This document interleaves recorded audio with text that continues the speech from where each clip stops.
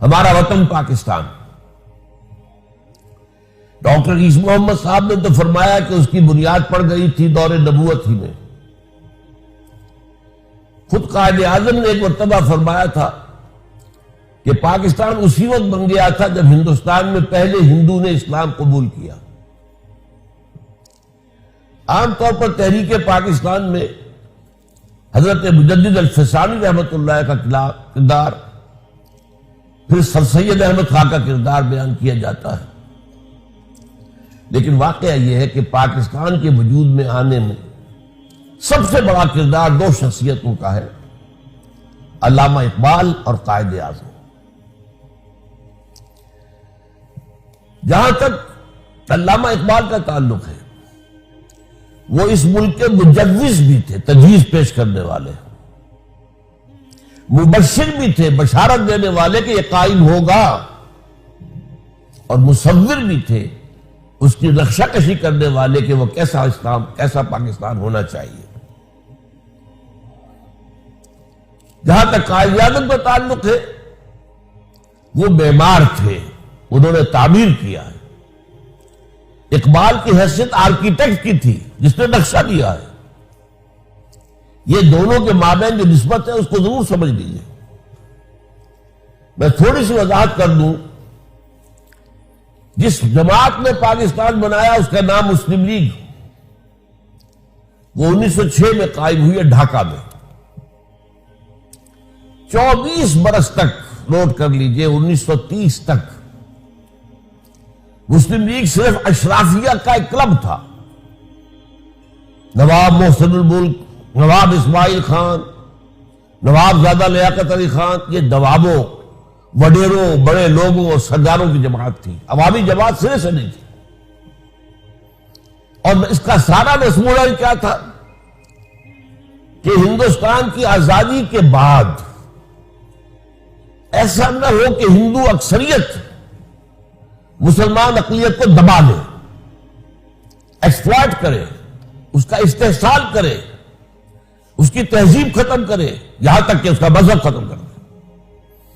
صرف یہ کہ اپنے آزادی کے بعد اپنے تشخص کا تحفظ اور اپنے حقوق کی حفاظت کے لیے کوشش ہو رہی تھی بس.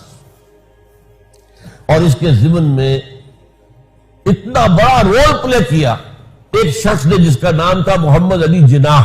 میں اس وقت قائد اعظم نہیں کہہ رہا، جس وقت کی بات میں کر رہا ہوں اس وقت تک وہ قائد اعظم نہیں تھے، محمد علی جناح. اور نوٹ کر لیجئے، وہ سیکولر خیالات کے حامل تھے، وہ قوم پرست تھے، وہ ہندوستان کی وحدت کے قائل تھے، وہ ہندو مسلم اتحاد کے سب سے بڑے سفیر تھے.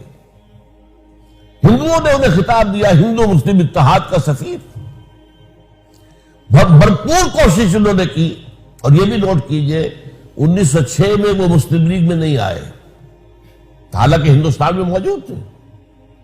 دادا بھائی نوروجی جو پریزیڈنٹ تھا کانگریس کا، اس کے وہ سیکریٹری تھے. 1913 میں جا کر مسلم لیگ میں شامل ہوئے ہیں مولانا محمد علی جوہر کے کہنے پر.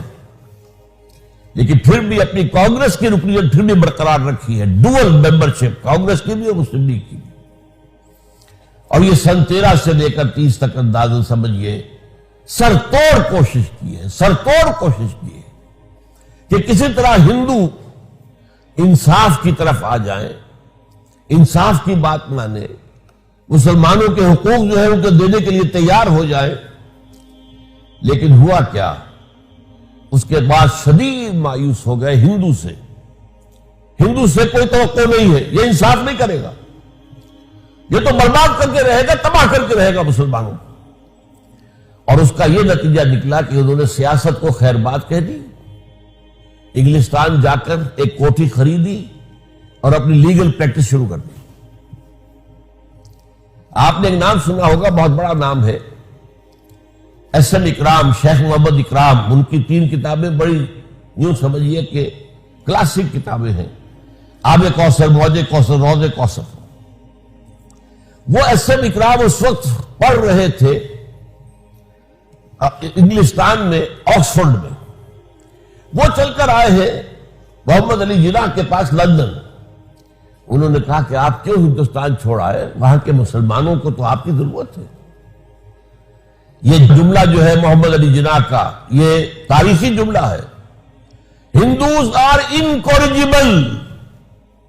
ہندو میں نے دیکھ لیا، تجربہ کر لیا، میں نے 14 صدی کے تجربے کے بعد میں کہہ رہا ہوں کہ ہندو ناقابل اصلاح ہے۔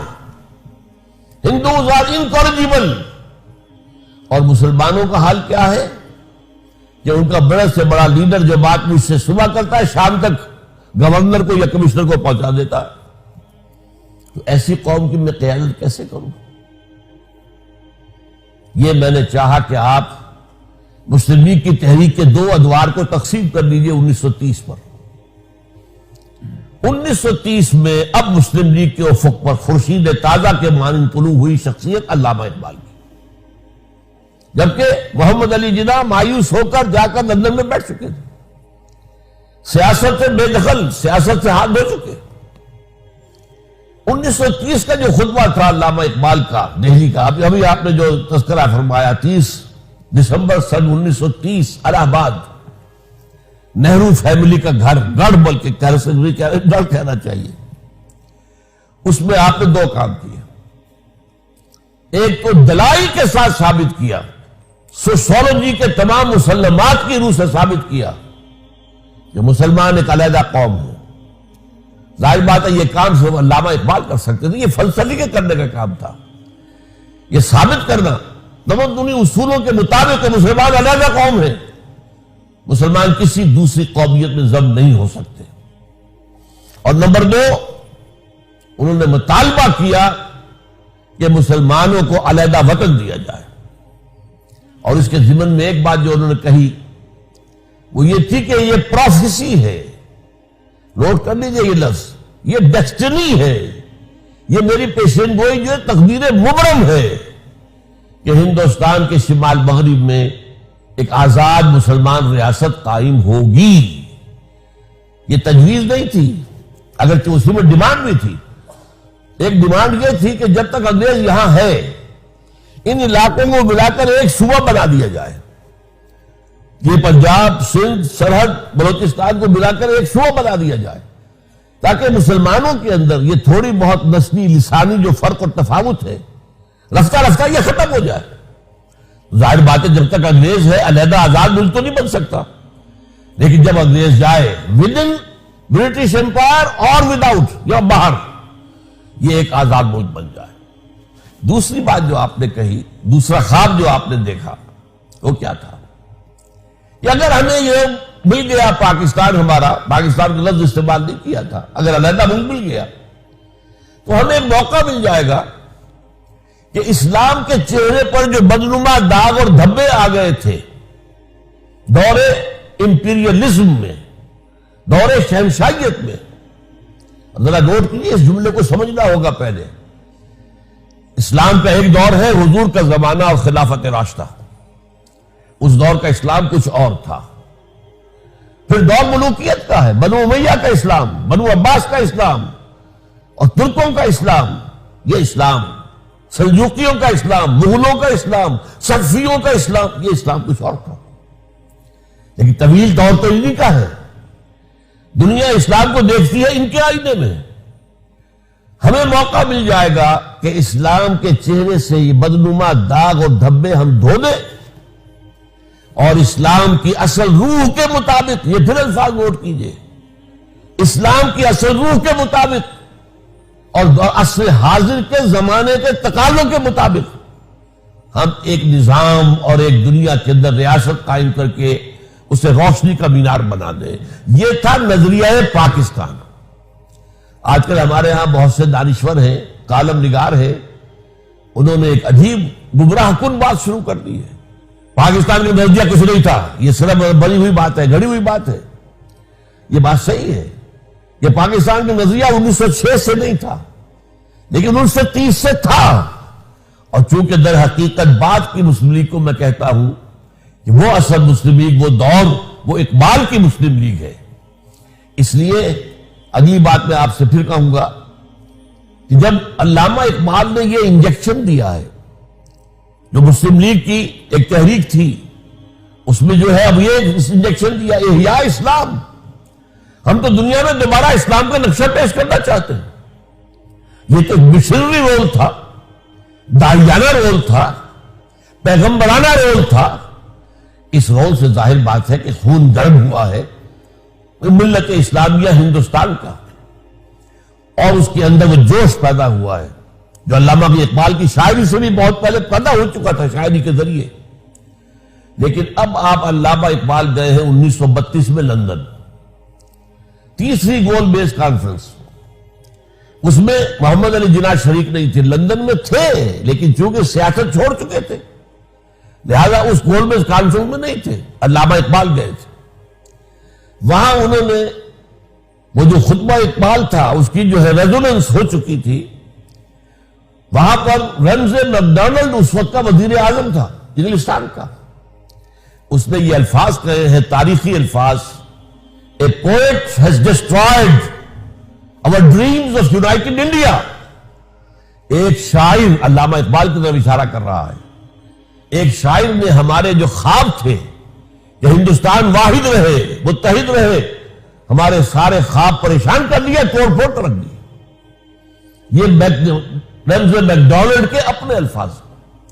اتنا زور تھا اس خطبہ الہ آباد کے اندر, اور اس سے وہ جو شخوش مسلمانوں میں پیدا ہو گیا تھا کہ پرائم منسٹر آف برٹن یہ کہہ رہا ہے, A poet has destroyed our dreams of a united India.